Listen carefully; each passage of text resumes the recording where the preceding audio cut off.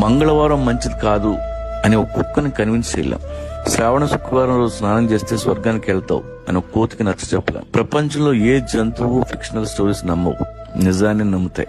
కానీ ఈ బూడిది రాస్తే దెయ్యం రాదు అంటే మనం నమ్ముతాం. ఈ రాయి లోపల పెట్టుకో ప్రపంచాన్ని ఏళ్తావంటే మనం నమ్ముతాం. మనిషి మైగ్రేట్ అయిన నాడు బానే ఉన్నాడు. 7,000 సంవత్సరాల క్రితం వ్యవసాయం కనిపెట్టాడు.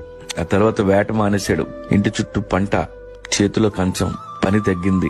అక్కడి నుంచి అన్ని దరిద్రాలు చుట్టుకున్నాయి. తర్వాత దేవుడు పుట్టాడు, మతం పుట్టింది, బిలీఫ్ సిస్టమ్స్ తయారయ్యాయి. వాటి మధ్య పెరిగాం. క్వశ్చన్ చేసే ధైర్యం లేదు.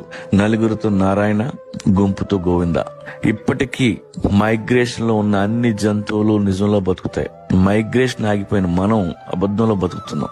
ఫ్రీగా ప్లేట్లోకి అన్నం వచ్చిన రోజులు ఇలాగే ఉంటాం. కానీ వేటగాడు ఎప్పుడు అలర్ట్ గా ఉంటాడు. మీ వేట ఆపొద్దు, మీ ఊళ్ళో ఉండొద్దు, కడుపు నిండిన వాడి పక్కలో అసలు కూర్చోవద్దు.